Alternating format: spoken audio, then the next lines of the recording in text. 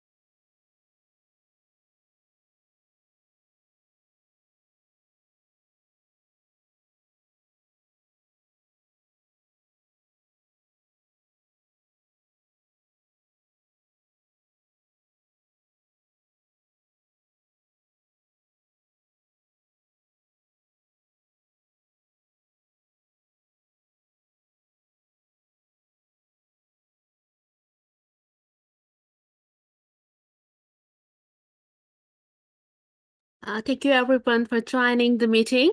While we wait for the meeting to officially commence, I would like you to kindly share where are you from in the chat box.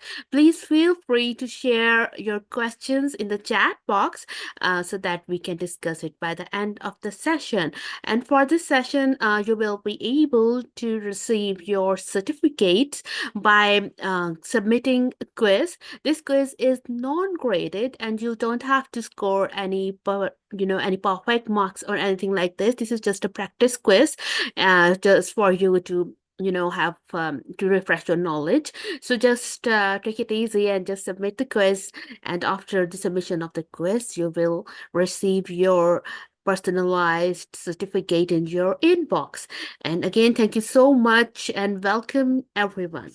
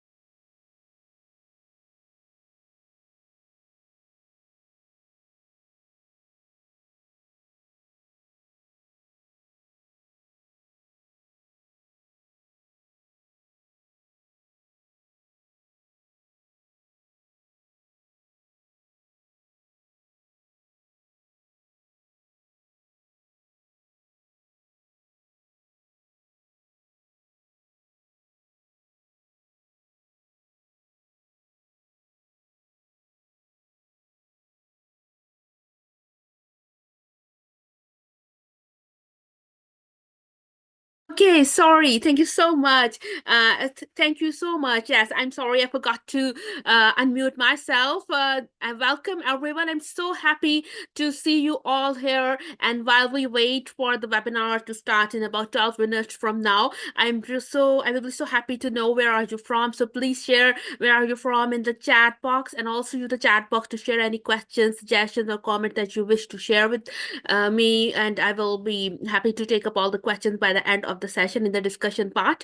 And also, I wish to know if there's any particular topic you want me to arrange a webinar on, and I will be so happy to arrange that webinar on the topic which you really wish to know about. And if there's anything that you wish me to arrange, I will be also so happy to do my best to arrange, and any educational activity that you want me to arrange. And it's a matter of great honor and joy to learn together. And I've completed my own training, but when I was a trainee myself, I could see there were so many things that we wish to know. And now that we have the privilege of learning from the masters, I think that we are quite lucky now that we can actually make our dream come true to learn from the masters and learn more about the things that we really wish to know. So, and there's also one news that I and Professor Luis Borba are publishing a book this month. This will be available nationally, internationally, later this month. So please do stay tuned for the book. It is on basic neurosurgical approaches, and it is a step-by-step illustrated book for young neurosurgeons as well as trainees. And we thought that while we were conducting the WC and MSMR courses, we came to know that there should be a book that should be your go-to book if you are interested in the OR. So you should have a book that you can actually read before operating and before assisting surgeries. This should be for basic neurosurgical approaches. I think there was a need of such a basic book for trainees and young neurosurgeons alike, and we will be also adding videos, etc., on that book. And I'm also keeping a digital library for all of the trainees. You can visit my digital library by visiting the newsneuro.xyz website. Please do watch all those old videos that are in line. And in the neuroendoscopy series, I'll be broadcasting a webinar on 29th of January. The lecture will be delivered by the president of IPNI. So please do join me on 29th. On 4th of February, we will have Professor Martin Sammy's. It will be on the stroke webinar series. So please stay tuned, and please do join the WhatsApp group to learn more and to stay updated. And I'm so happy to see you all here virtually, and I hope you will like this webinar. It's going to be interesting. And please do share what do you wish to see further by the news. And I'm also going to publish an MCQ library so that everyone can just have have a look on the MCQs that I have previously shared in various of my webinars, because many of the attendees were so interested in MCQs. I know that there's a lack of MCQs in neurosurgery, so many countries offer in the board examination they do like to add MCQ questions. So if you are interested, those MCQs will be made available later. And there are a couple of other courses. My self-paced course on neuroanatomy is also available on my website. It is an ADEX course. It is a self-paced course and also completely free. All of my activities, all of my educational programs and resources are completely free of cost. So it's a pleasure to be with you here, and I think it's so good to learn together. So please feel free to share your questions in the comment box, and I'm looking forward to receiving more of your questions as we move further in the lecture, and as more questions arise, and we will take up in the during the discussion session. So thank you so much for joining in, and let's stay tuned. And I think there's just 8 minutes left. So again, thank you so much. Looking forward to you.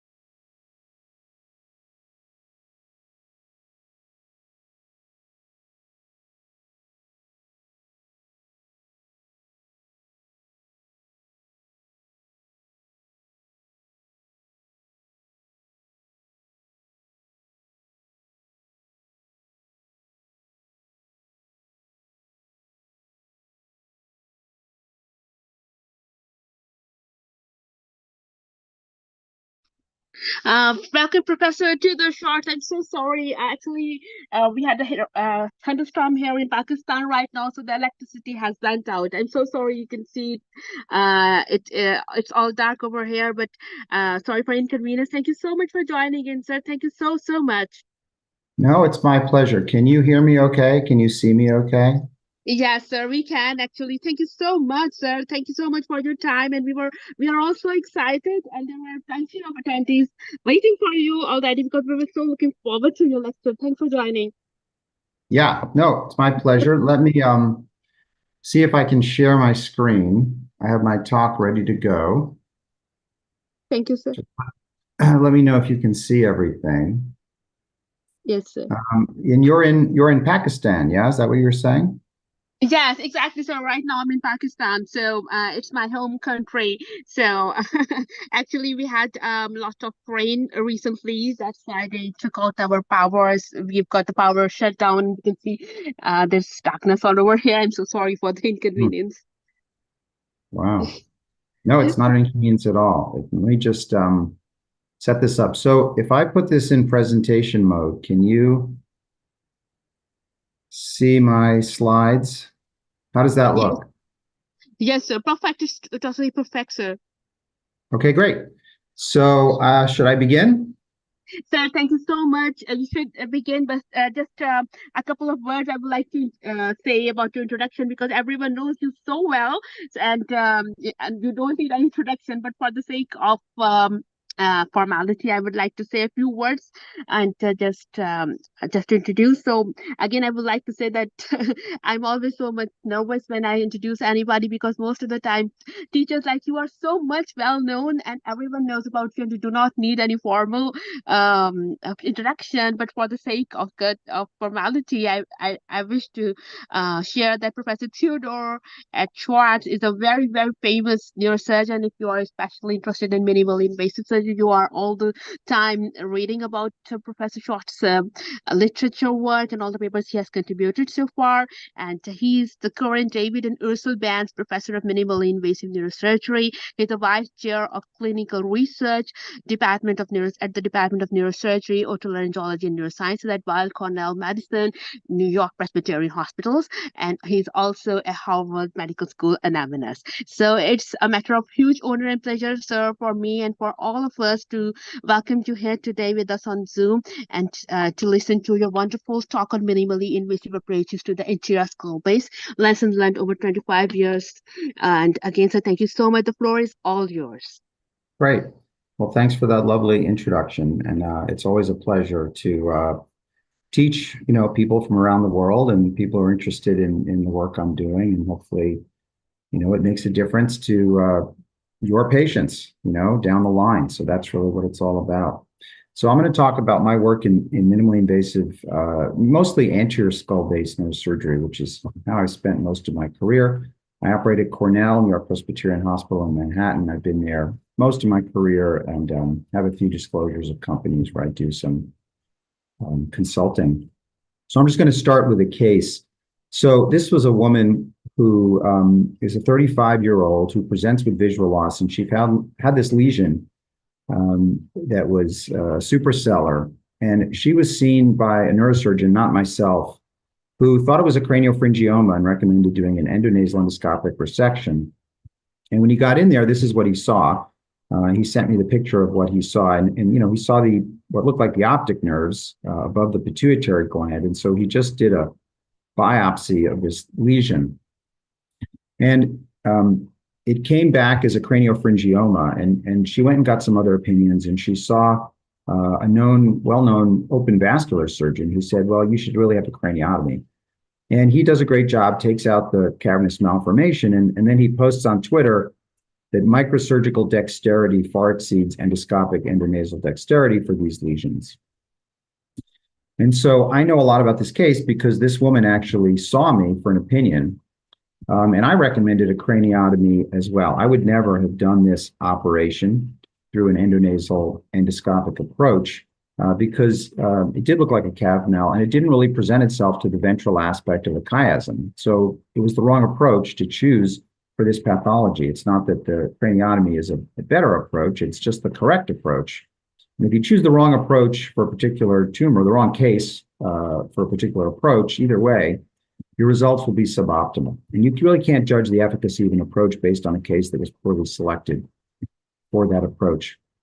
And ironically, a few weeks later, I saw another cavernous malformation of the chiasm, but it presented itself to the ventral aspect of the chiasm. And so I operated it on through the nose, and it had been operated on twice through craniotomy, and they could not get it out. It recurred again. And so I did the definitive resection through the nose to remove it.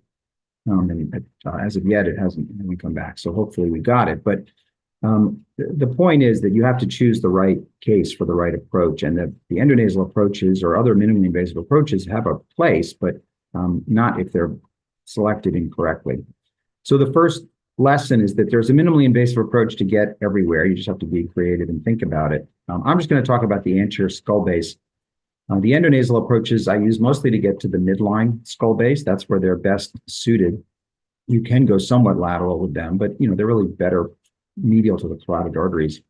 I use the eyebrow incision getting to most of the anterior fossa, and that also should be endoscope assisted because there are some limitations to what you can see with the eyebrow incision. And then for the anterior part of the middle fossa and the sphenoid bone, I now use the transorbital approach with an eyelid incision, and I'll talk about the indications for that. My journey started with a collaboration with Vijay Anand, who's an ENT surgeon, a rhinologist. We started doing endonasal surgery in 2003. It was our first case, so it's now 20 years ago. This collaboration is what helped me appreciate that, you could get to the brain through other approaches. And I have other collaborations for the transorbital approach with oculoplastics and things like that. So it's important to, be aware of what your partners are doing in other fields and not just operate by yourself. This is what our OR looks like. And the thing I want to point out is first the navigation, of course, the screens. This is actually a couple of years old. We have built-in screens now. But I use a scope holder when I do endoscopic cases. I don't have an assistant holding my scope. I put it on a scope holder and I just move it around a lot. It's just to say that there's a lot of different ways to do this. And you don't have to have someone holding the scope and moving it. And this scope holder is very cheap. This is not a pneumatic scope holder. It just has, 3 arms and you tighten it with a twist of a nod. So the goals of skull-base surgery are to recover any neurologic deficit. We want to decompress our tumor. We want to maintain or improve quality of life, so we don't want to hurt our patients. We want to ensure that the symptoms don't come back for as long as possible, ideally forever. And again, but that doesn't mean we have to get a gross total resection every time. Often we're dealing with benign tumors, and if they're in the cavernous sinus or in places that we can't remove, we don't really have to do a heroic surgery to get everything out. But often gross total resection is the goal, and it's just as often a goal when you're doing minimally invasive endoscopic surgery as if you're doing open surgery. But you have to balance extended resection with quality of life. And you have to be more conservative when the risks of gross total resection outweigh the benefits, and then leave the rest for radiosurgery, because we do have another technique we can use that's very effective. So a tumor like this, a meningioma in the cavernous sinus, it goes down following the trigeminal nerve into the infratemporal fossa. Obviously, you should not be taking this entire tumor out. You can decompress the optic nerves if there's some loss of vision, but then the rest should be treated with radiation. So a couple lessons about pituitary tumors before we move on to some of the more interesting tumors. First of all, the goal of non-hormone producing pituitary surgery is maximal cytoreduction, preservation of pituitary function. And for me, that means finding the pseudocapsule. And so I'm always looking for that pseudocapsule regardless of the size of the tumor. It's a giant tumor, then I'll internally decompress it before finding that pseudocapsule. And then with respect to the cavernous sinus, I'll take out as much as tumor as I can easily remove. If they're soft, I'll just keep going. But if it's firm and I think I'm going to cause a cranial neuropathy or risk damaging the carotid, I'll leave tumor behind, because we can always treat that with radiosurgery. And obviously for hormone-producing tumors, you have to remove the medial wall of the cavernous sinus or the floor of the cell or the diaphragma cell if the tumor touches that area, because we know those tumors can invade into their surrounding structures. So I'm just going to show a quick example of a big macroadenoma and showing you how we find a pseudocapsule even in a big tumor. So I'm opening up the dura here. with little scissors. We'll dissect the dura away from the margins of the tumor. But we're going to start internally decompressing the tumor before we start to work the margin, the capsule, and the pseudocapsule, because it's just too big to take it out on block. But once we get some of the inside of the tumor out, we can find that plane between the normal pituitary gland. You can see that plane, and I just stay in that plane and just keep trying to work it circumferentially until the whole tumor comes out.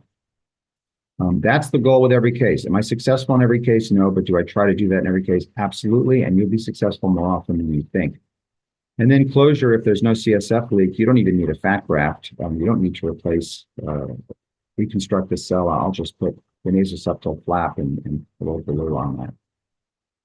If there is a CSF leak, of course, I will use fat intracellular. So what are the long-term outcomes with that approach? Well, we separated out a group of patients. There's 190 patients with non-hormone producing tumors. And we had a minimum of 5 years follow-up in everybody, because I just wanted to make sure we weren't missing, recurrences. And we found that if we got a gross total resection of the tumor, the chance of that tumor coming back was extremely low. And this is after 10, 15 years of follow-up. If you get a subtotal resection, about a quarter of the tumors will recur and grow back. So how do we manage those subtotal resections if we do surgery? What's the rate of recurrence? And should we radiate those post-op residual tumors, the non-hormone producing tumors, or should we wait and follow them? So we have a series of patients here, 57 patients, where I did a subtotal resection of the tumor. I just couldn't get the whole thing out. And 57 of them had no radiation. So we just observed them to see what would happen. And we looked at their probability of disease progression at 5 and 10 years. And it was about 20, 25% of these tumors will come back. Only about 20% will actually need to be treated. A lot of them will not need to be treated. So should everyone with residual tumor get post-op stereotactic radiosurgery right away? The answer is no, because only 25% will progress, which means you'll be treating 75% of those patients unnecessarily. They don't need that treatment.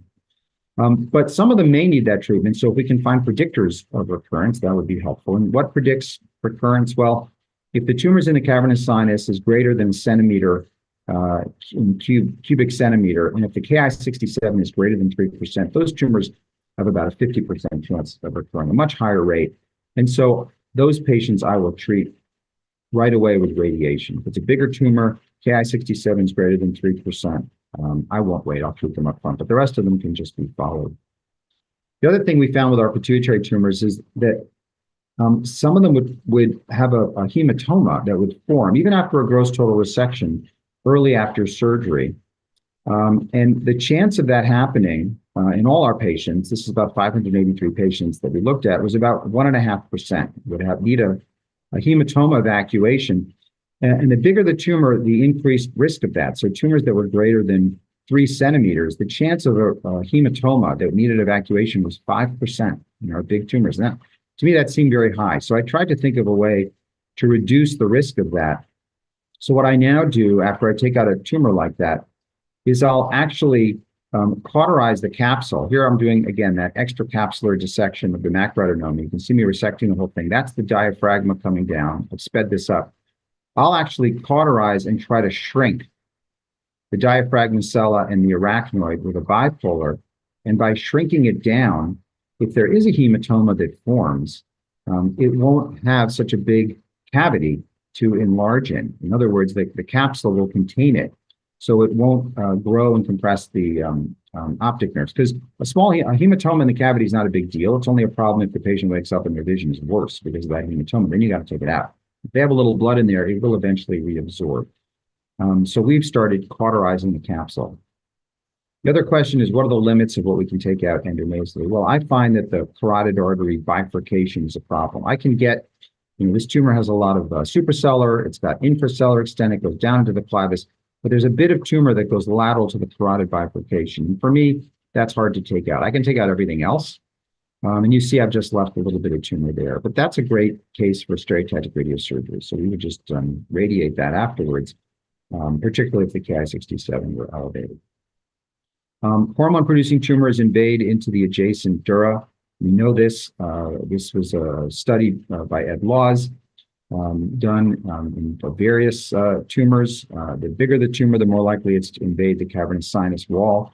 This was another study by Ed Oldfield. He showed the same thing, invasion of the cavernous sinus wall. So you have to remove that medial wall of the cavernous sinus. You have to remove the surrounding dura and hormone-producing tumors that are near there. And you want to take them out en bloc. Just showing that technique quickly. I use an 11 blade to cut into the gland, and then I try to find the pseudocapsule around the tumor and dissect it out. And you have to be patient, because if you're too aggressive, it will just explode on you and come out like a piece of toothpaste. But you really get a much better outcome in these hormone-producing tumors if you can take them out en bloc. So again, I'm always trying to find that pseudocapsule. This is just an example in a smaller tumor of finding that pseudocapsule and taking it out in one piece. And this is a situation. If you can get it out in one piece, you know that that patient will be cured, and you've done the best that you can for them. Sorry, let me go back to that. It's kind of an interesting case.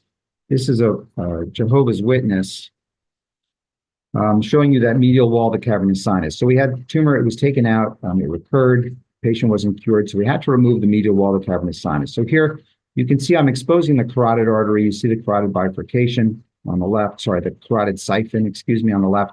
The pituitary is on the right. And here I'm opening up that medial wall of the cavernous sinus and dissecting it off of the carotid artery, and then sharply cutting it, opening up below to get the entire medial wall of the cavernous sinus dissected free. And you can see that there's actually some tumor, that white flaky stuff in the cavernous sinus itself. But we wouldn't have seen that if we hadn't removed the medial wall of the cavernous sinus. And you can see you can work in the cavernous sinus and around the carotid artery. And then once the tumor is removed, we use some flow seal for hemostasis, some fat, and a nasal flap to cover the carotid so it's not exposed in the sphenoid. What about craniopharyngiomas? Let's talk about those for a while. So quality of life is very important. Some of these can infiltrate into the hypothalamus, and you don't want to injure the hypothalamus, particularly in young patients. The panhypopituitarism can be managed with medication, so that's not such a bother. A lot of these patients will have endocrinopathies before surgery, after surgery, regardless of how you treat them, whether you treat them with surgery or radiation. And recurrent craniopharyngiomas that have been radiated are extremely difficult to manage and often require multiple operations. So your best time to cure them is your first operation. It has been shown through a couple of different studies, I'll show you some of our data, that endonasal surgery has a higher rate of visual preservation, higher than a craniotomy, less brain retraction, less injury. So I use an endonasal surgery for almost every craniopharyngioma. Gross total resection is the goal, even if it means sacrificing the stalk. And radiation is really reserved for cases where reoperation has a low likelihood of achieving a cure. So this is sort of the traditional approach. Craniotomy, you can see the brain retraction. This is an old Frank Netter diagram, pulling the tumor out from under the chiasm, retracting the brain. This is what we're trying to avoid with endonasal surgery. I'll show you one video, one case. This is a suprasellar tumor, solid. The sphenoid's not that well aerated. You might think it's not a great case for endonasal surgery.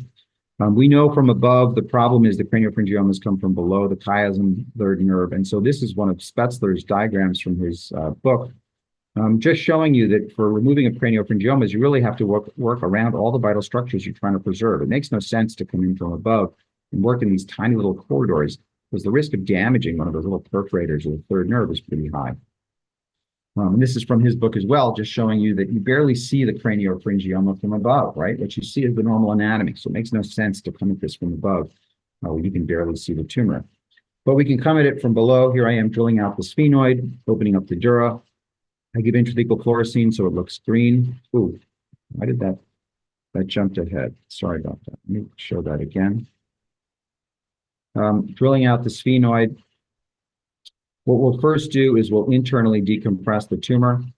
So I'll open up right into the tumor, decompress the inside of it, and then start to fold it in upon itself, because we have a small opening, and carefully dissect the tumor sharply away from the arachnoid, third nerve. Here we're working below the chiasm. I'm dissecting it away from the bottom of the chiasm. Here I'm dissecting the tumor off the stalk, and we will try to preserve the stalk if we can. But if we think we're leaving tumor behind, we'll take the stalk. And then there's the third ventricle on the plane of the third ventricle, showing you essentially gross total resection. There's the PCA and the third nerve laterally. So post-op, you see the tumor's been completely removed. The stalk is preserved. We have a nice closure with a vascularized flap.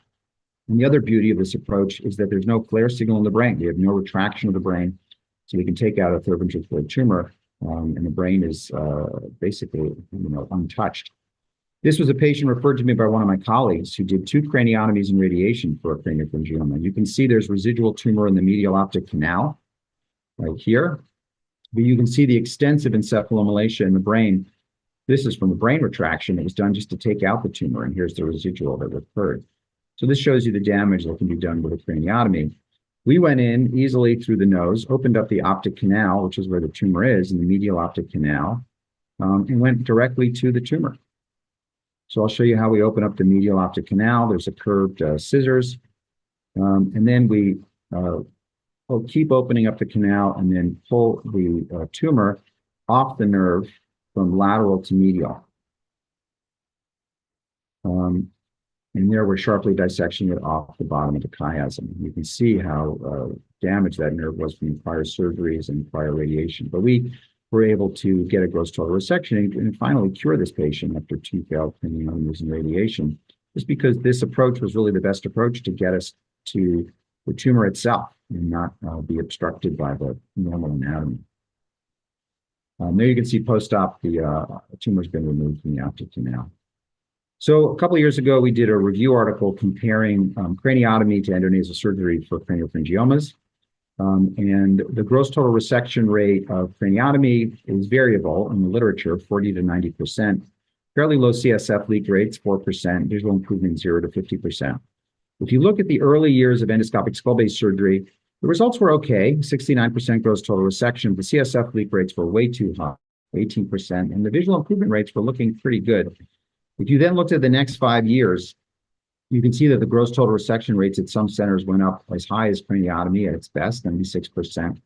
And at some centers, the CSF leak is now down to about 3%. And we're down about 3% for our craniopharyngiomas. But you can also see that the visual improvement rates went up much higher, up to 90%. And that's the main advantage of the endonasal approach. If you can get your CSF leak rates to a reasonable rate, your visual improvement rates will be much better. We looked at a series of 106 craniopharyngiomas done at our center, and I sent all of them to a group of 4 experts to say which were the tumors. These are all the tumors that were removed at my center. Some of them were done by craniotomy by my partners. Some were done endonasally by me, and I wanted to compare our results, but I wanted to compare apples to apples and not apples to oranges. So I sent out the images blinded to what approach was used, and had the experts agree that all of these could be removed equally well with a craniotomy or endonasally. So we weren't looking at giant tumors. They were all fairly small central tumors. And when we compared the 2 approaches, we found that the gross total resection rates for endonasal were much higher than for a craniotomy at my center. The flare change in the brain was much higher for a craniotomy. That's from a traction injury. The need for radiation was much higher for a craniotomy. The recurrences were higher for a craniotomy. And if you looked at the outcomes for vision, they were much better with endonasal surgery. And if you looked at the complications, there were some the cognitive deficits were higher from craniotomy, from the retraction. There was 1 CSF leak from the endonasal, so it wasn't statistically significant. So this is just more data for why the endonasal approach is really so much better for craniopharyngiomas. The other question is, do you sacrifice the stalk or do you preserve the stalk? And we looked at that in the paper. And so this is a series of patients where either we did a gross total resection, and in 21 of them, we sacrificed the stalk, and in 24, we preserved the stalk. And then in 9 patients, we just did a subtotal resection with, and then followed it with radiation. We wanted to compare their endocrine outcomes. So if you sacrifice the stalk in a gross total resection, you're going to have hypopituitarism in everybody. If you preserve the stalk and still get a gross total resection, you can save pituitary function in about a third. In terms of DI, we had one patient where we sacrificed the stalk and didn't go into DI, but most of the patients will be in DI. But if you preserve the stalk, about half the patients will not go into DI. So you can decrease that rate of DI by preserving the stalk. However, your recurrence rates were slightly higher. In this smaller series, it was not statistically significant, although I think in this talk I have data showing that it actually is statistically significant. The rate of recurrence and the need for radiation is higher. And the take-home message here, and I'll go over it again, is that we generally sacrifice the stalk to get a gross total resection. But if you can preserve the stalk, it's reasonable to preserve it. And if you're going to get a gross total resection, to try to preserve pituitary function, but your rate of recurrence will be slightly higher. So bear that in mind. So I have a low threshold for sacrificing the stalk if it's going to give me durable control of the tumor. What if you do a subtotal resection and then radiate? Do you preserve pituitary function? Because that's the strategy here. It's like, let's say we say, all right, we're just going to be safe and conservative. Well, it turns out even with a subtotal resection or near total resection, you have pituitary insufficiency in about 80% of your patients anyway, and 2/3 of them will go into DI anyway. So you're really not preserving pituitary function that well. The only reason to do a subtotal resection, in my opinion, is if you're going to damage the hypothalamus, you really don't want to do that. You don't want to damage the mammillary bodies. You're better off leaving some tumor behind and doing that. But if you're not going to damage those structures, you should go for a gross total resection. If it means taking the stalk, by all means, take the stalk. All right. And this is just going over those numbers that I went over anyway. Here's just a summary. If you can achieve a gross total resection and save the stalk, do it. If you need to sacrifice the stalk for a gross total resection, do it. For recurrent tumors, if a gross total resection can be achieved after reoperation, I offer that before radiation therapy. So if a patient comes to me with a recurrence and I think I can get a gross total resection, I will take them back to surgery before giving them radiation. But if I can't get a gross total resection, by all means, radiation is the way to go. This was the next paper we did with with more patients. And we tried to see what predicted, what were our recurrence rates. So this is more craniopharyngiomas. I think it's about 110 of them. And you can see that a gross total resection gives you more durable control compared to near total resection or subtotal resection. And this is with radiation. And if you look at just the subtotal resection patients or near total resections with and without radiation, radiation definitely helps prevent recurrence. But it's not as good as getting a gross total resection. That's your best long-term durable control for craniopharyngiomas. And here's the data on stalk sacrifice versus stalk preserve. These are all patients with gross total resection. If you sacrifice the stalk, you're more likely to have a durable control. If you preserve the stalk, the rate of recurrence is higher, significantly higher, so you only get about 60% versus here's 90% if you sacrifice the stalk, durable long-term control. Well, I'm having trouble seeing this. What about pediatric patients? Let's talk a little bit about that. So this was an 8-year-old girl. I'm going to show a video because it's such a great example. She had a giant tumor in her third ventricle. You would think this would be infiltrating the hypothalamus, and you can see all the edema in the hypothalamus and the optic tracts. So our initial goal was, well, we're going to take out as much as we can safely take out endonasally, but if it's invading the hypothalamus, we're going to leave tumor behind. That was our plan. I want to show you what happened. So here we're internally debulking the tumor. We're working underneath the chiasm. You can see the suprahypophyseal artery above. And then we find the mammillary bodies, basilar artery below. We dissect that off.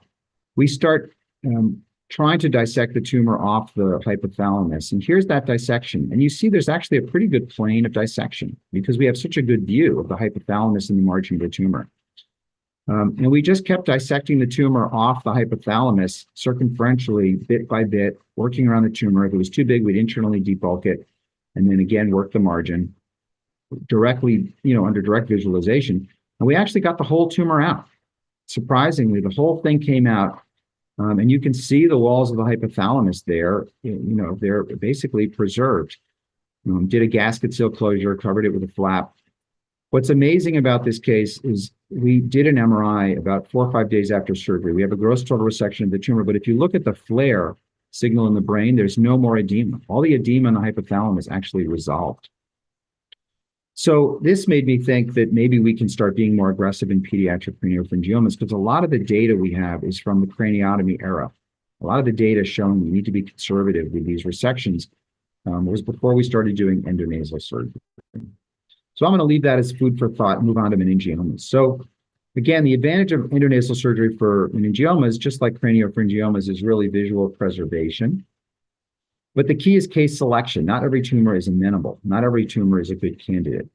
A gross total resection can be obtained. Tumor control is durable, but it's important to know what you're doing, acquire the proper technical expertise, have adequate experience, have the correct instrumentation, know how to close. I also have a pet peeve about the Simpson grade. I don't think we should be using it anymore. I think it's antiquated, and it's particularly not useful for meningiomas. I wrote a paper on this. There's a lot of other papers on it. Mine was more of a review article, sort of a thought piece. But if you think about it, the Simpson grade is based on intraoperative inspection at the time of surgery.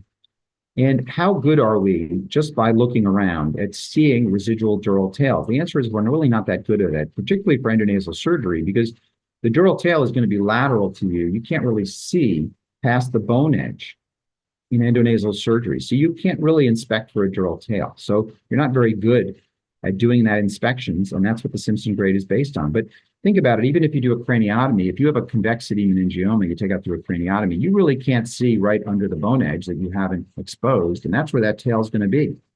So we're really not very good at seeing past the edge of the bone. We can't see around that corner. And that's why that the goal of meningioma surgery is not to achieve a high Simpson grade, it's just to get a maximal resection of tumor with minimal morbidity. These are all the reasons why the Simpson grade should be abandoned. I'm not going to go through them all, they're in the paper. But there's a lot of logic to why we shouldn't be using the Simpson grade. And these are the earlier papers that have been done, basically also showing that in the modern microsurgical era, there's no difference between a Simpson grade 1 or a grade 2 or a grade 3. Grade 4, yes, if you don't take out the tumor, but 1, 2, and 3 basically have very similar control rates. So for endonasal meningioma surgery, you have to have a very big bone opening for that very reason. You need to see as much of the dural tail as you can. You need to find the superior capsule first. I go over the top where there's the fewest blood vessels, the fewest risk of damaging anything is in that sort of gyrus rectus area.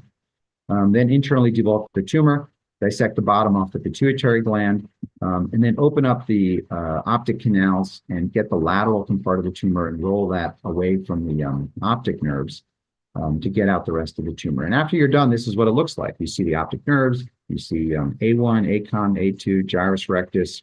You can even see the olfactory nerve sometimes above. You see, here's a great view of Lilliquist's membrane, and then the stalk and the gland below. When you're opening up the optic canals, remember the ophthalmic artery is medial and inferior. So you want to open up those canals superiorly. If you go inferiorly, you could, open up right into the ophthalmic, and obviously that's going to be a disaster. One thing I've noticed doing this from below that I never knew when I used to do a craniotomy is that the optic nerve is plastered against the A1, and that's what gives you a lot of that visual loss. You can see here, there's so much pressure. This is after we've taken the tumor out. There's so much pressure built up on that optic nerve that you can actually see A1 through the optic nerve. It's see-through because of all that pressure. And that's why you really can't manipulate that nerve at all, which is what you have to do if you come into a craniotomy. So I'm going to show you this case. It's a good one because it's tuberculum. It goes down into the sella. That's also hard to reach through a craniotomy. Here it looks like the A2 segment is encased in the tumor, but often it's not really encased. And I'll show you how we dissect that out. You can see the tumor has invaded the medial optic canal, so it's important to open up the medial optic canals to get that out. Here's the surgery. First, we harvest a vascularized flap. We drill down all the septations, and then we do a very big bone opening to expose all the tumor. This is a backbiting kerison. We remove all the planum.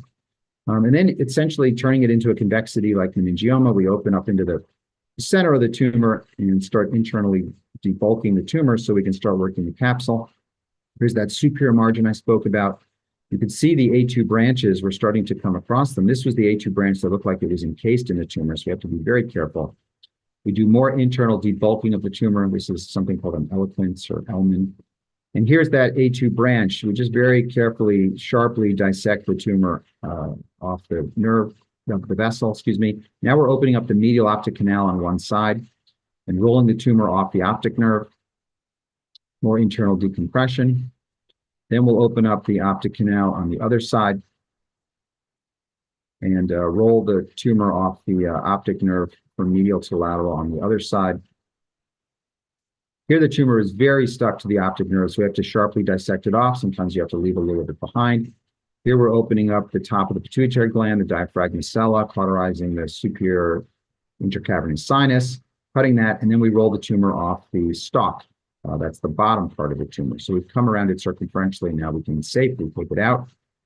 And then we do our closure, which for us would be a gasket seal. Here we're using fasciolata. We don't use that anymore. We use Alamax. We don't have to make an incision in the thigh. Hold it in place with Med-Pour and cover it with a vascularized flap. Now I've started using Hydrocet in my closures, and I'm going to show you that as well. There's some glue just to hold the flap in place. Post-op, you can see a gross total resection of the tumor, and you can see the stalk is preserved. This is not a good case for endonasal surgery. And the reason is not this image, it's this image. You can see the tumor goes lateral to the optic nerves. It goes along the anterior clinoids, lateral to the optic nerves. We can't really get there from below because the optic nerve is going to be in the way. Here you can see the tumor is actually completely encasing the optic nerve. The optic nerve runs through the tumor. We're not going to be able to see, coming in from below, the tumor on the far side of the optic nerve. So I would not do this case endonasally. I would do it through a craniotomy, and that's what I did. This was a review we wrote a while ago. We're now probably up to 120 of these suprasellar meningiomas or so. Mean tumor volume, 12 cubic centimeters. So I divided them into our early group, just our first 8 cases, because there's a learning curve here. And in 2005, we didn't even have the nasal septal flaps. We didn't really know what we were doing back in 2005, 2008. After 2008, it kind of knew how to take these tumors out. I'd only done 8 of them, but I'd done another, a couple hundred transfemoral cases. So I looked at my results from 2008, 2021, and compared the results. So the gross total resection rates went from 62% up to 92%. And the visual improvement rates were 83% for our cases. And if you compare that to craniotomy, the gross total resection rates are arguably a little better, but they're probably about the same. But the visual improvement rates are really much better than doing a craniotomy. And that's the reason to do these cases endonasally. The leaks that we've had from below, we went from a 25% leak rate, which was in our first 8 cases, to a 6% leak rate in the rest of our cases. And the ones that leaked were basically obese patients, but we couldn't get a lumbar drain in. And if your patient has a very high BMI and they're obese, they have a high rate of leak. And those patients, really, you should try to get a lumbar drain. In fact, I will even do a cut down. I'll do a little laminectomy to get that lumbar drain in because it decreases the rate of CSF leak with high BMI.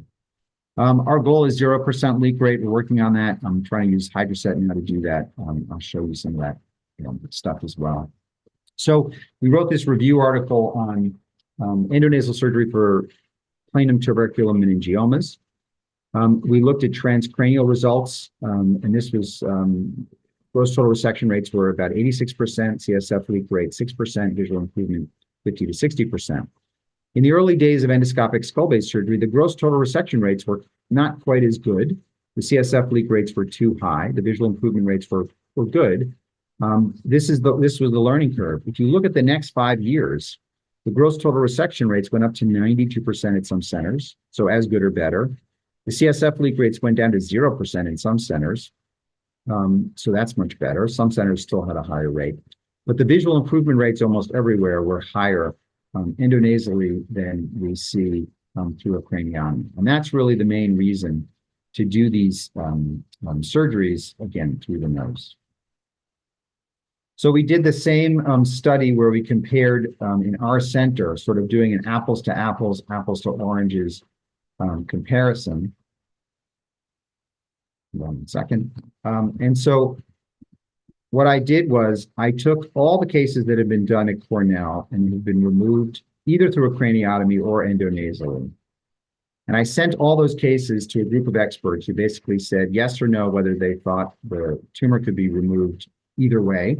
So we're not looking at giant tumors that can't be taken out endonasally.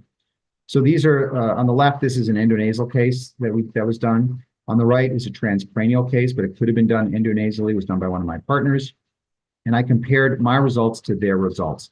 So we had, and this again, this is just these plain meningiomas, 33 patients, 18 done endonasally, 15 transcranially. Pre-op tumor size was comparable. Pre-op flare in the brain was comparable. If you look at the gross total resection rate, it was similar, although it was a little higher with endonasal surgery. If you look at the extent of resection, very similar, endonasal versus craniotomy. If you look at change in flare volume in the brain, though, it was much lower with endonasal surgery, basically non-existent compared to craniotomy. Change in DWI volume, so real damage to the brain, definitely higher in transcranial, the size of that versus endonasal. Visual improvement rates were definitely higher for endonasal surgery, 67 versus 25%. But visual deterioration also was higher significantly. 38% of transcranial cases had some visual deterioration after surgery, whereas none of the endonasal had visual deterioration. CSF leak was 53% for transcranial versus, sorry, this is not CSF leak. This is all complications, excuse me.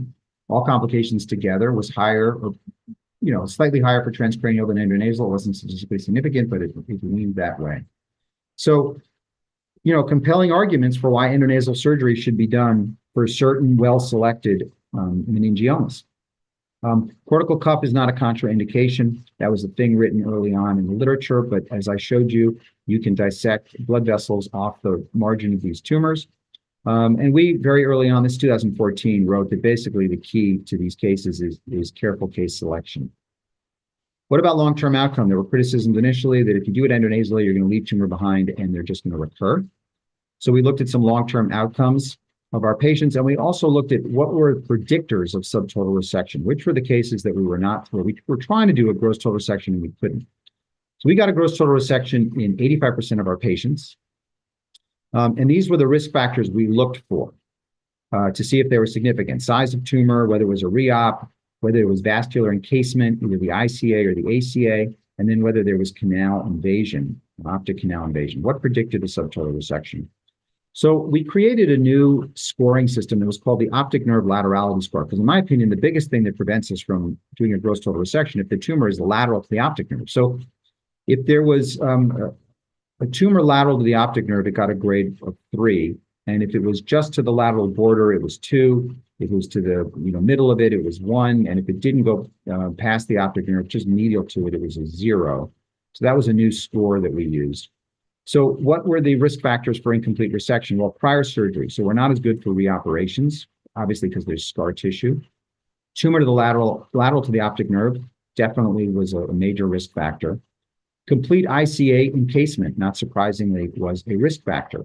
But tumor size was not a risk factor, nor was encasement of the ACA. Only the ICA encasement predicted it. So we could actually say, based on this laterality score, on this scoring system, which patients we will get a gross total resection and which we won't. And basically, if they had tumor encasing the ICA, they would get a point. If they had tumor lateral to the optic nerve, they'd get points. And based on that resectability score, we could basically tell who we could get on the gross total resection on. What about follow-up? Well, after average of 40 months of follow-up, there was only one recurrence. And that patient, this is recurrence after gross total resection, that patient had an atypical meningioma. That's probably why they recurred. For the near total and subtotal resections, those will all recur. Vision was stable or improved in 93%, and we had a 10% CSF leak rate in that particular series. And those four of those were managed just with the lumbar drain. Only one required a reoperation. So this is progression-free survival based on extent of resection. If you get a gross total resection, it is a durable control of that tumor, even if you take it out endonasally. That's the bottom line. All right, next I'll talk about olfactory groove meningiomas. Some people say these should be removed through an endonasal surgery. I disagree. I think these all require some sort of approach from above. So I'm just going to show you some data. This is a large series of olfactory groove meningiomas removed through a craniotomy, but this is bifrontal, terional. These are big craniotomies. And when they look at the risks of the surgery, they look at the complications, They have a 10% risk of bleeding, 15% risk of retraction-related brain injury, almost 4% risk of death. They don't even list anosmia as a complication. They just assume it's going to happen. So I would argue that the standard big craniotomy for olfactory groove meningiomas for most is morbid, right? We want to do better than this. These results are not ideal. So is endonasal surgery the answer for olfactory groove meningiomas? I would say no. And here's some more data. So if you look at the Pittsburgh results, and these are good surgeons, right? I'm not maligning their abilities. They're very good surgeons. And they have 50 olfactory groove meningiomas. The length of surgery was 9 hours. Length of stay was 11 days. 30%, a third of their patients required reoperations to remove more tumor. 30% required repair of a CSF leak. So these are not great results either. And their anosmia results are 100%, right? Post-op anosmia is 100%. So, and only if you have a tumor that's less than 4 centimeters, your pre-op anosmia rate is only 4.5%. So 95% of patients with olfactory groove meningiomas with tumors less than 4 centimeters will be able to smell.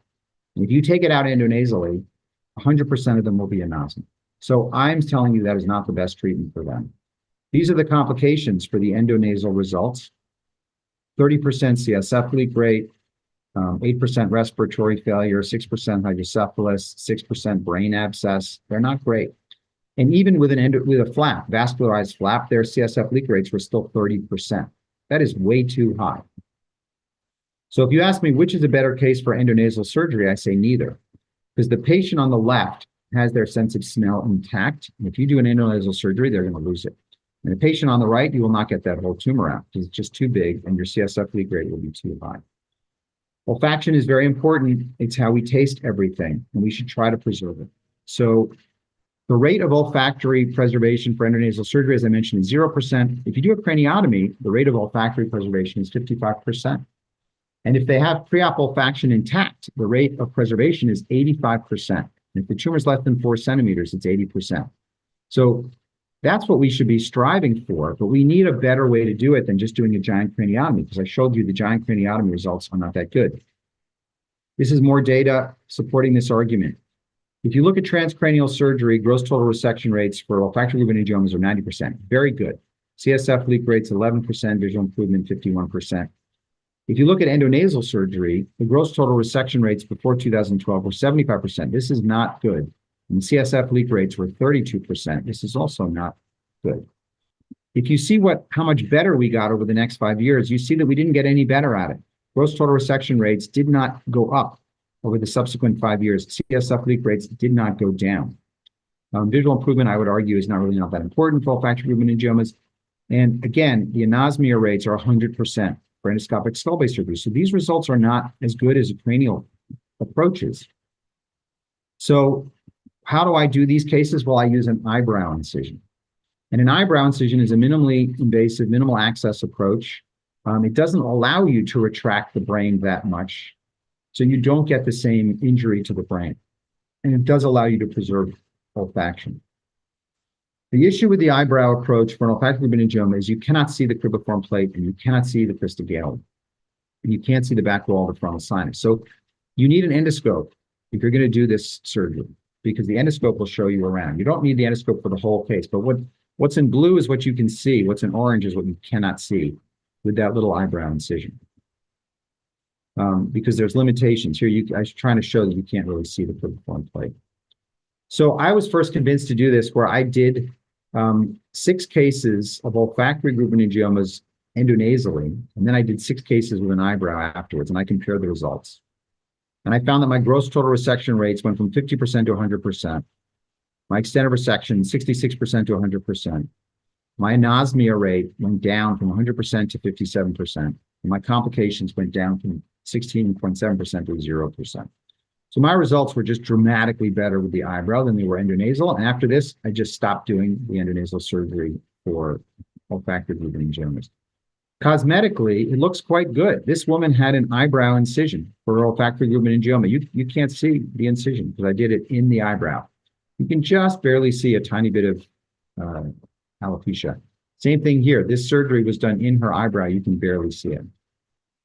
So I'm going to show you how we do it. Here's a nice juicy olfactory groove meningioma.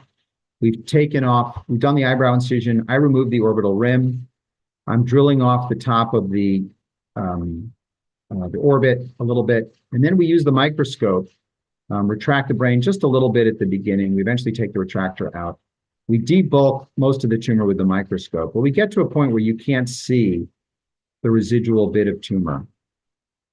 And that's where I use the endoscope. And I have a bent, this is an Elman device or an Eloquent. You can basically burn the residual tumor away. Here I am burning that residual bit of tumor until there's nothing left, except a bit of hyperostotic bone. So here's the post-op on that, an eyebrow incision. So what are our results for this eyebrow approach with endoscope assistance? Here I'm going to show you a series of patients. Tumor volume, 15 cubic centimeters. Gross total resection, 94%.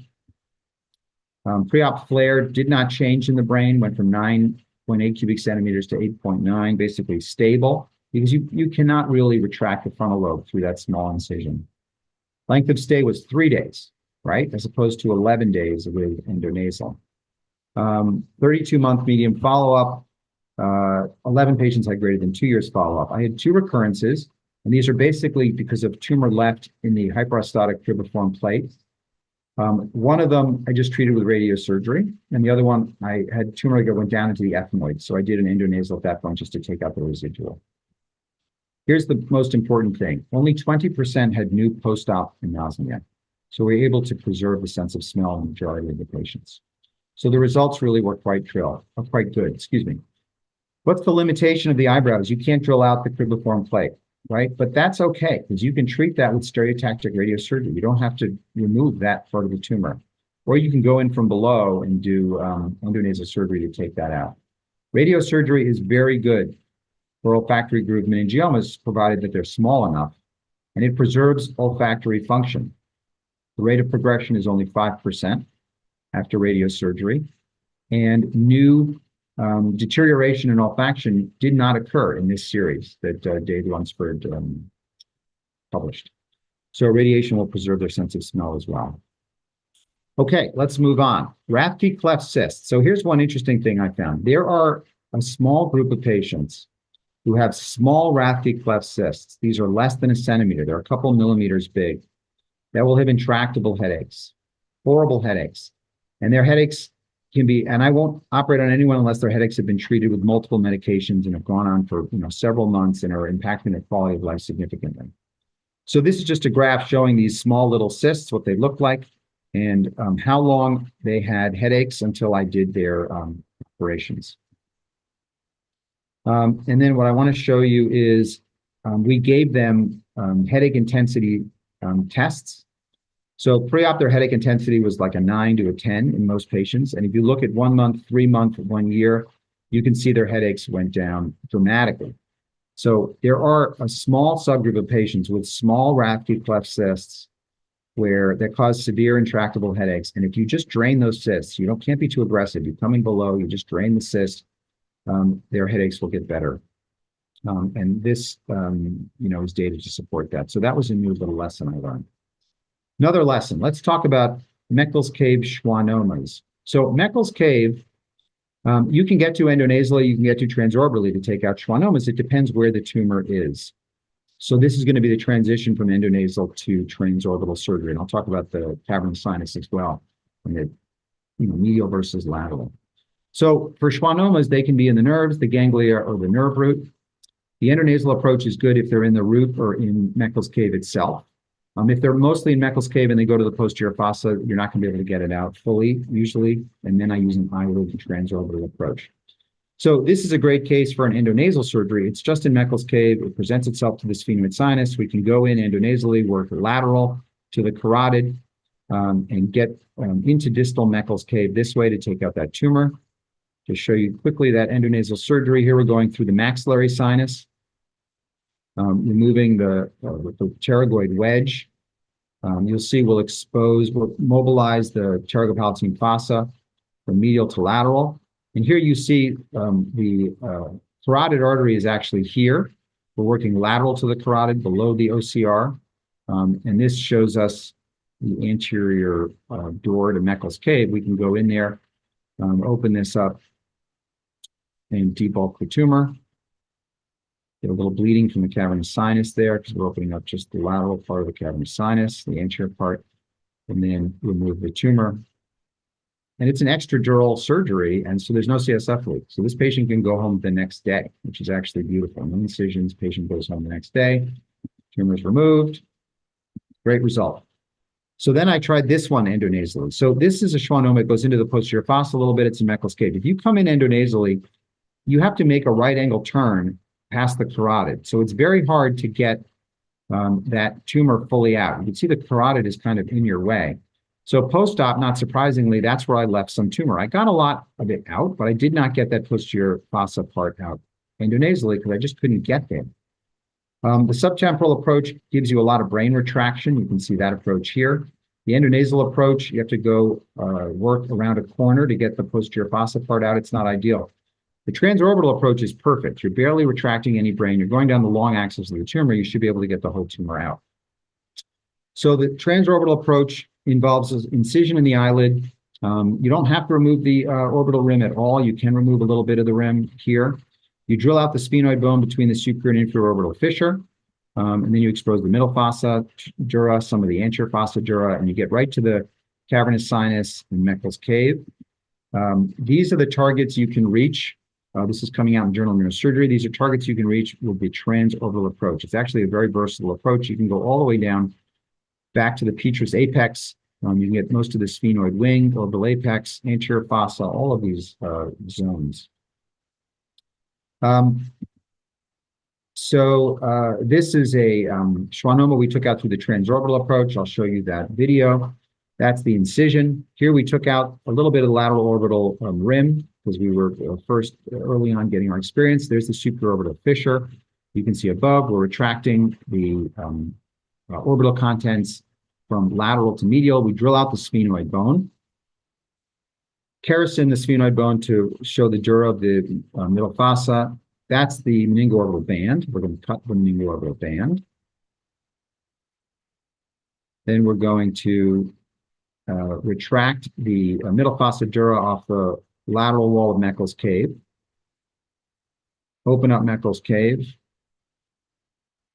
Start debulking the tumor.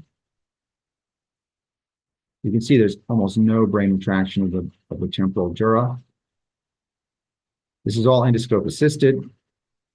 Endoscope's on a scope holder. Retract the tumor. Resect the tumor. That's the back of the tumor going into the posterior fossa. Dissect that off. There's a little bit of CSF leak.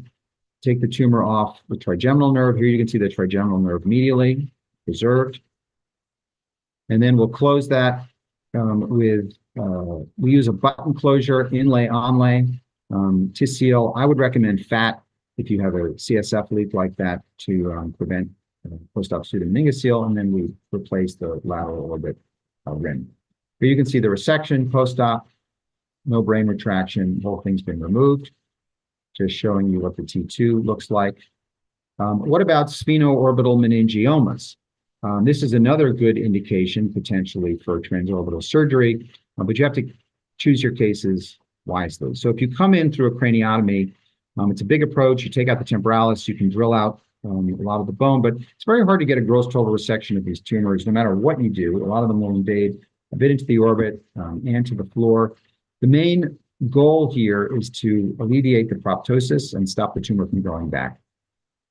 Some tumors have mostly hyperostosis of the sphenoid wing. So this is where I started. These were the first cases I did. Very little intradural tumor. This is a great case for a transorbital approach because you're just drilling out the bone, the sphenoid bone. We can definitely do that. You see on the 3D CT, this hyperostotic sphenoid bone here. We just come in through an eyelid incision, and we'll be able to drill all of that out. This is just a cartoon showing that. Here you can see post-operatively, we did not remove any of the orbital rim, but you can see we drilled out the entire sphenoid bone, just going through an eyelid incision. Here's a bigger tumor. This is a tumor that no matter what approach you do, you're not going to be able to get a gross total resection of this tumor. It's very morbid, but you want to alleviate the proptosis. You want to take out the anterior clinoid. You want to decompress the optic nerve. And you can drill out a lot of this bone through a transorbital approach, and that's what we did. Pre-ops on the left, you can see post-op, almost all that bone's been removed that we need to remove. But, the whole skull base is infiltrated with hyperostosis. These are all the foramina around the cranial nerves. You're not going to be able to take all that out. But this is a great result in terms of what we want to achieve. And if it grows back, you can radiate it. You can take out the anterior clinoid through a transorbital approach. You have to go around the supraorbital fissure, but the clinoid is lateral to the optic nerve, right? So you're not crossing the plane of the optic nerve, but you do have to come up and over the supraorbital fissure in order to get to the clinoid. This is that case with that severe hyperostosis. I'll just show you all of the drilling of the hyperostotic bone. You just drill until you get to dura. Here I am down to dura. And you eggshell it and then wedge it off. The dura is obviously somewhat thin in some areas, but also infiltrated with tumor. But you don't have to take 100% of these tumors out. There's the anterior clinoid. You can see it's above the meningoorbital band. We're cutting the meningoorbital band. Now we're going to start drilling out that clinoid. It's this bone right here. You follow the lesser wing of the sphenoid to the clinoid, and you just keep drilling. Here I'm just trying to sort of dissect, cut the meningoorbital band enough in order to retract, in order to see the anterior clinoid.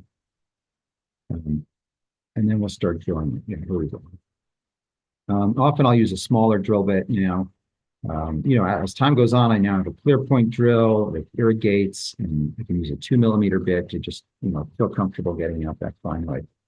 And you just keep drilling and drilling and drilling until you get to the dura over the optic nerve and the orbital apex. And the endoscope is what allows you to do that, because you can advance the endoscope into the cavity and see what you're doing. So here you can see post-op. You can see how massive the hyperostosis was in that 3D CT. And here it's all gone post-operatively. Here's another good indication for the transorbital approach. So you can do intradural meningiomas, and again, it's a great approach to the clinoid, to the medial aspect of the temporal lobe. So this meningioma doesn't go too far lateral, right? You can't get too far lateral, but it's the medial stuff. You can get just over the clinoid as well. So this is a good meningioma to do with a transorbital approach. Here's my oculoplastic surgeon working through the eyelid.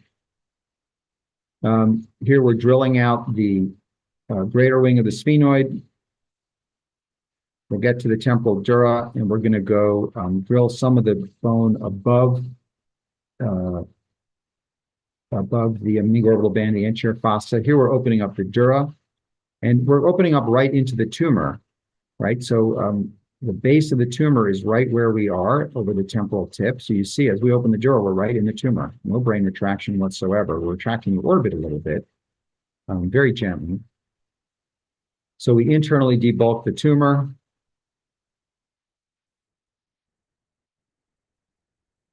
You can see the arachnoid plane above. And we'll have to remove that dura to make sure we don't leave any of the dural tail. So the more bone you can remove, that's why you can only get so lateral. If they go too far lateral, you need a craniotomy. Here you can see the temporal lobe being compressed inferiorly. We're working that arachnoid plane, debulking the tumor, and then we're going to start to work medially. You can actually see the sylvian fissure there coming into view. This is where the tumor goes over the clinoid towards the optic nerve. And we drilled out as much of the clinoid as we needed to drill. And now we're just removing the dural base. You don't always get this dural base. If you did a craniotomy, you'd probably just cauterize this dura. You probably wouldn't remove it all. Going towards the optic nerve there's the vein, parietal sinus that drains medially. Tumor is completely removed, inlay, onlay of Alamax. We'll put fat over that, and then tissio. That's how we close it now. It's a button closure, so you have two layers that you suture together in the middle. Here we didn't put fat, but we should put fat. So I now put fat over the inlay, onlay, and then we put tissio. The CSF leak rate is very, very low because the orbit falls back into place and covers it. But for a meningioma like that, I'd put a lumbar drain in, and I'd put fat over it because you have a big dural defect. And here's the post-op. You can see it's a nice result. Removal of that meningioma. So cavernous sinus, we have how much time? Well, I'm a little over time, so I'm going to go quickly. You can get to the medial cavernous sinus endonasally, but the lateral cavernous sinus you have to get to transorbitally. This we wrote up as well. Here's a case of a dermoid in the cavernous sinus. We initially drained it. She had diplopia. We drained it endonasally because it presented itself to the sphenoid. And then it recurred 7 years later. We couldn't go in endonasally anymore, but we could go transorbitally. So I'll show you the transorbital approach. Same idea, drill out the sphenoid bone, get to the middle fossa dura. I take a kerosene to that.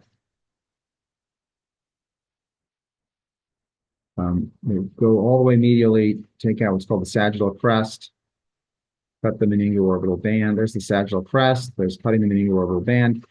And then we'll dissect, retract the medial temporal dura off the cavernous sinus. And there's the dermoid. It's right there.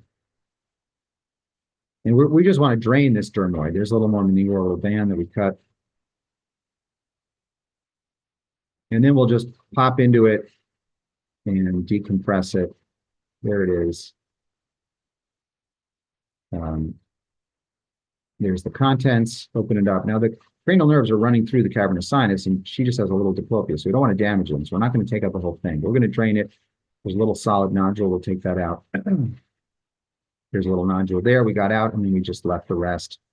And she's had durable control now for a couple of years, and close that with our button closure. I'm just going to keep moving forward in the interest of time. This is another meningioma of the medial temporal lobe, taken out through a transorbital approach. This is a giant schwannoma. Just through a little eyelid incision, we can take this whole thing out, clean out Meckel's cave, showing you that post-op. Cosmetically, they do very well. You can essentially, at the end of the operation, you don't even see the incision. The temporalis muscle is not disturbed at all. This is, again, showing you another post-op. All right, my computer froze for a second. I am almost done, I promise. Sir, you can take as long as more time as you like, because all of us are so much engaged with your amazing lecture, and everyone is looking forward to listening to you. So, sir, you can take as much time as you like, because we are all so much immersed in the lecture totally. Wonderful. Let me just go. I will go back just a little bit. Ooh.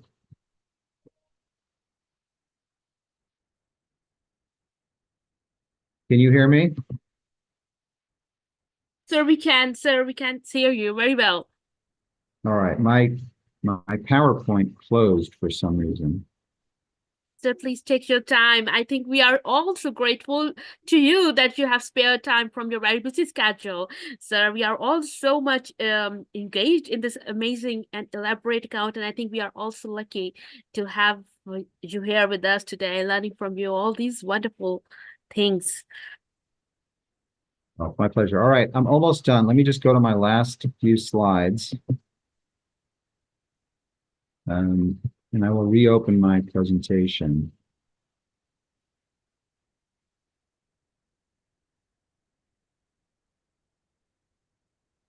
There must be one slide that's giving me trouble. So please take your time.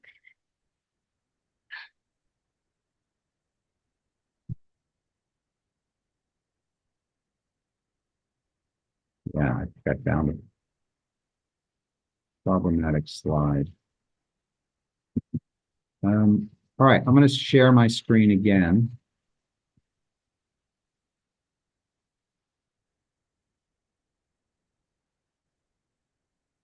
Can you see this? Yes, sir, we can see it. So this is a heat map of all the meningiomas that I've taken out either through transorbital above, eyebrow, or endonasal approach. Just showing you that, you have to select the case based on the location of the tumor. So the transorbital is for, middle fossa, sphenoid bone. Eyebrow is for anterior fossa, and endonasal is for midline, planum tuberculum meningiomas. These are just meningiomas. The last thing is talk about closure. Multi-layer closure works for most cases with high flow leaks. I use an inlay. You can use Duraform, Duragen, Duragard. There's a lot of things you can do. Onlay, you can use fat. I try to avoid intracranial fat. Don't do that. I try to avoid fascia lata and use Alloderm or Allomax. And I do use lumbar drains if I think there's a high risk of CSF leak. For endonasal surgery, I used to do this gasket seal, and I've changed what I do a little bit. Here's a gasket with fascia lata, Med4, cover that with a flap and some glue. This is the first paper I wrote showing that you don't need fascia lata. It works, acellular dermal matrix works just as well. And that lumbar drains, there's data on lumbar drains on the next two studies showing that lumbar drains really work if you have obese patients or high risk of CSF leak rate. Definitely decreases your risk. I want to show one video of hydroset closure. So this is what I do now. This is Allomax and sort of an onlay.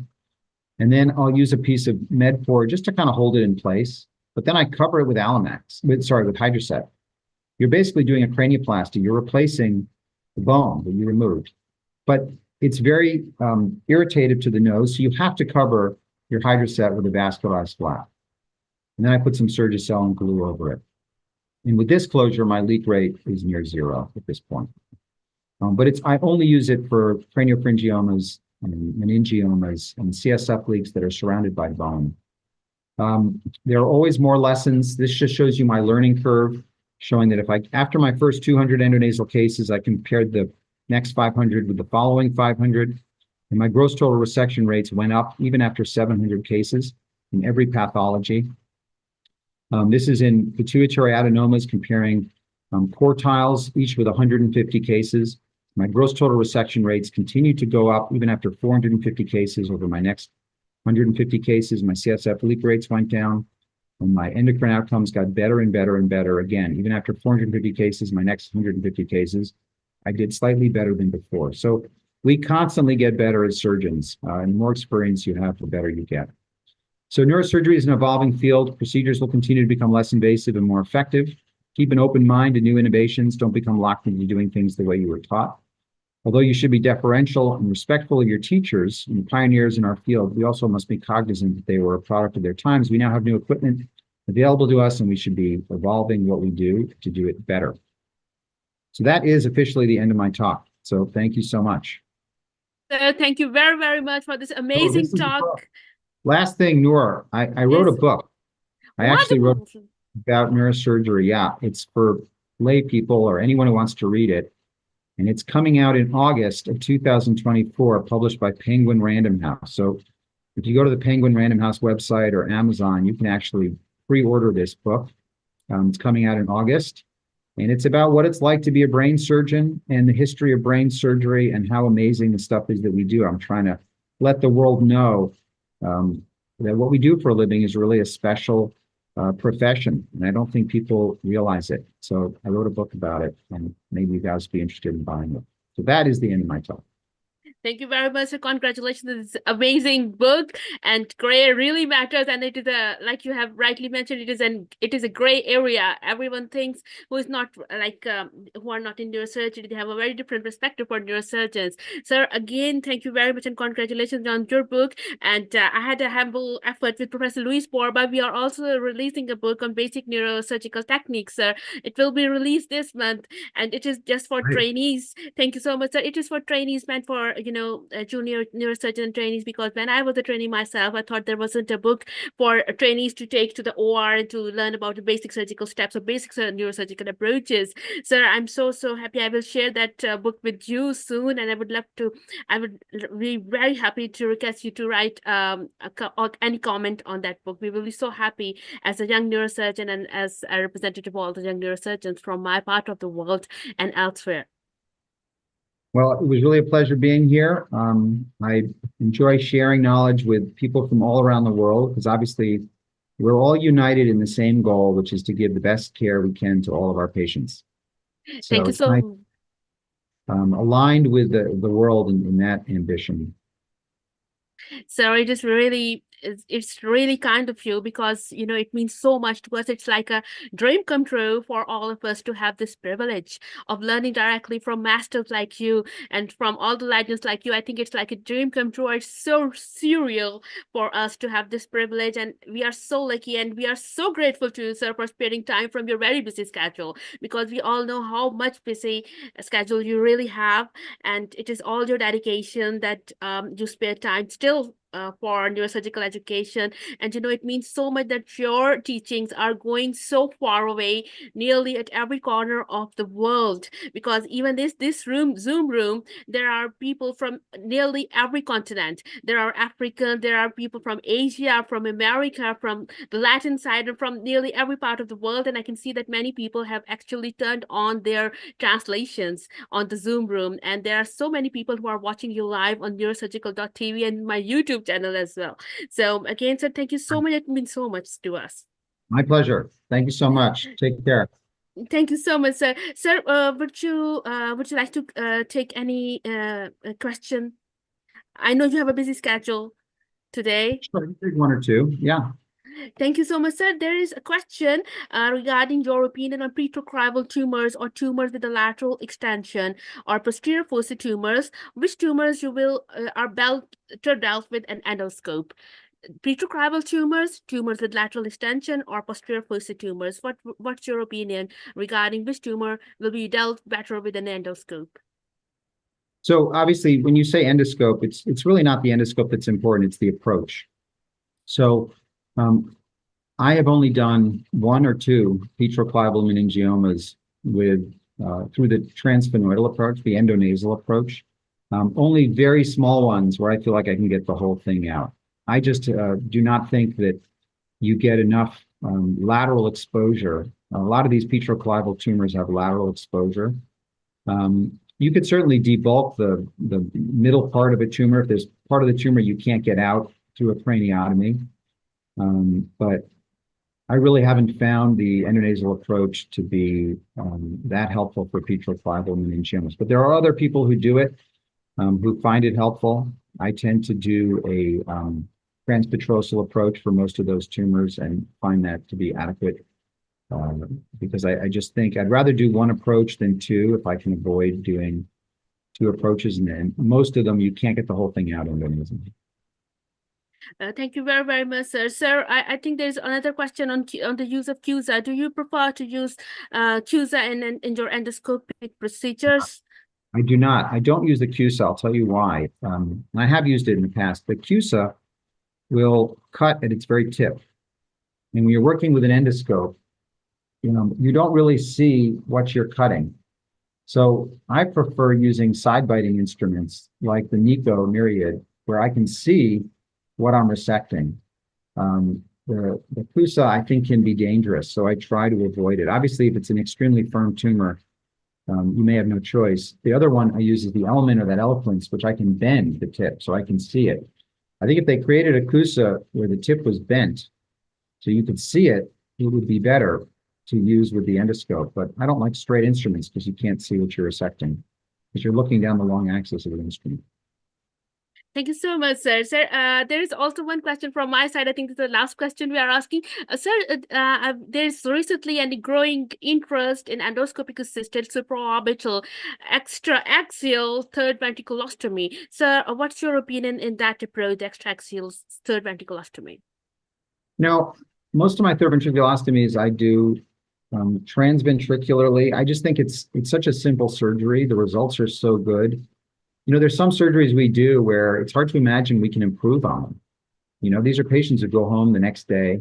You've opened up the floor of the third ventricle. It's minimal access. The incision's this big.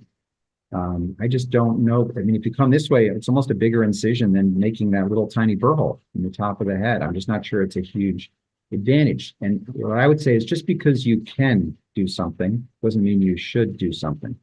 You really have to make sure it's better than what you were doing before, or an alternative.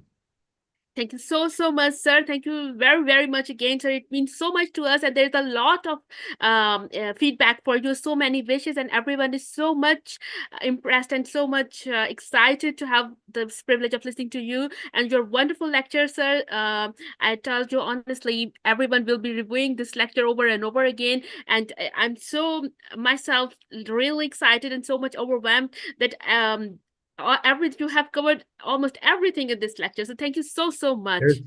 there was one other question I'll address. Someone asked about esthesioneuroblastoma, and I didn't talk about them, and I could I have, guess. and I probably should maybe, but I don't want to make my lecture is already too long. But I tend to do, if I can take the whole thing out through the nose, for sure, I'll do that. But the problem is that often the nasal septum is infiltrated, and once it starts to go intracranial, and you need to get a good closure. Often you need a pericranial flap. So if it's a small aesthesio, I'll do it through the nose for sure. But a lot of aesthesios that invade superiorly, I've started doing what's called a cranionasal approach. So I'll go endonasal from below, but then I will do the bicoronal, harvest a big pericranial flap, make sure you get those negative margins laterally, because it's just for aesthesios, those negative margins are so much more important than they are almost any other tumor. And I don't think you want to shortchange your patients. And I also think that because the nasal septum is often invaded with tumor, um, if you have a big opening from below and you don't have the nasal septal flap, the CSF leak rate is not insignificant, and they're going to get radiation and chemo afterwards, which is going to impair your healing. So most of them need, that bicoronal incision, but you can do the other half endonasally, endoscopically. But the top is really mostly for the closure, honestly, and they tolerate it pretty well. Thank you That's it. so much. Sir, there is also some data regarding which doesn't, I don't think that we have never seen it, but I really wish to know your opinion on that. Some people say that they can actually harvest this pericranium endoscopically. Sir, is that a good option? I think you can do it, but I just don't. I think it's challenging. I don't Yes. think it's worth the effort. Again, it's one of those things that, yeah, it can be done, but are you really saving that much? Um, is it helping the patient that much compared to what you can achieve, with a more standard? Um, I've never had to do it, and again, these are very rare instances where you have to do something like that. So, Exactly. So it was something that we came across in the literature. They share so many things, but like you have very nicely said that if something can be done, it's not like we should do it, and it's like what really makes no logic. That's what should be done. So one last question, sir, in regarding the nasal septal flaps, sir. There are some studies like in the younger age group, the nasal septal flap is they said that it's a smaller one, it's in the underdevelopment. The Haddad flap, sir. So, what do you think? What's your suggestion regarding the pediatric age group reconstruction using the Haddad flap? we haven't had it be an issue. I mean, look, their nose, everything is smaller, so you don't need as big a flap. So we've used the Haddad flap with great success in the pediatric population. Thank you so, so much, sir. Again, thank you very, very much, sir. And everyone is sending you so many wishes, and everyone is, we are all so much thrilled to listen to all your wonderful lectures. So, thank you so much All right. again. Take care, everyone. Bye bye. Thank you, sir. Thanks. Bye, sir. Thank you so much. Bye Uh, bye. Bye, sir. Okay, thank you very much, everyone who is here right now. If you wish to turn on your videos, you can turn on the videos and say hi if you want to say hi. And thank you very, very much again, everyone, for joining in. Thank you so much for your wonderful comments. And I think I have shared the link to the quiz. Please fill the quiz and submit it. There is, it's a non-graded quiz. This is the link to the quiz. So it's a non-graded quiz. If you wish to just submit it, and you will be able to receive your personalized certificate in your inbox. So again, thank you very, very much, everyone, for joining in again. And I think that has every one of you has received the link to the quiz?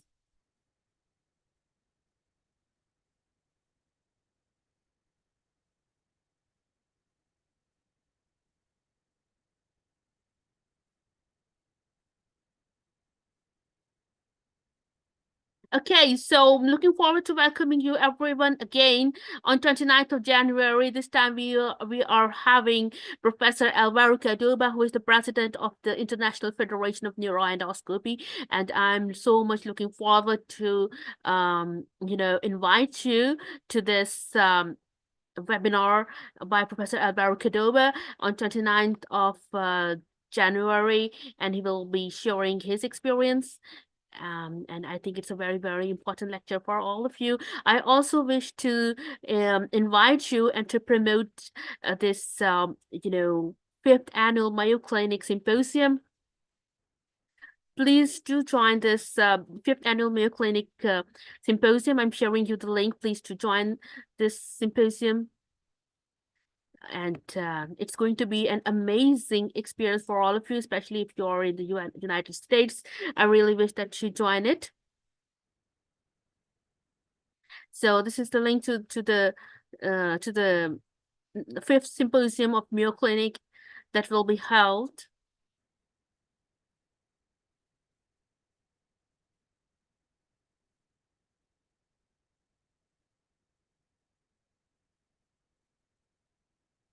Okay, so this is the fifth annual Neurosurgery and Neurology Advanced Update Brain, Spine, and Peripheral Nerves in the Boulders Resort in Scottsdale, Arizona on April 4 to 6, 2024. I have shared you the link. Please to join this Mayo Clinic symposium. And also, I'm looking forward to seeing you all virtually on our next. Okay, I sent you the. So that's all, everyone. Thank you for joining, and I'm hoping to see you soon again. Um, I'm hoping to see you soon again in our next webinar. It's going to be on 29th of January with Professor Alvaro Cardova, who's the president of IFNI, the International Federation of Neuroendoscopy. So again, I wish to invite you all to this webinar. I'm sharing you the link of the webinar. Just join us, and also please to join us in Scottsdale on 4 to 6 April in Arizona, Scottsdale. There will be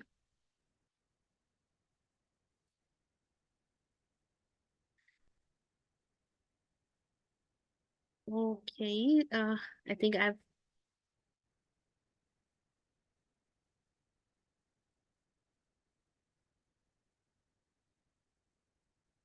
so again, thank you so much. I think it's time for me to go. And again, thank you so much for the wonderful questions, for the wonderful comments, and everything. It means so much to all of us, and please do feel free to share your suggestions and your comments, and please do join my WhatsApp group. I think I have shared the link before, but I will share the link again. So will be because I keep on updating all about all of these conferences and events and other things, all the educational stuff that I do on my WhatsApp group. So this is the address to my WhatsApp group. Please do join the WhatsApp group. And looking forward to seeing you on 29th of January with when we will discuss with Professor Alvaro Cardova. He will be sharing his experience with us. So again, time to go. I think everyone has received the quiz link. So see you all. Bye-bye for now. Thank you so much for coming.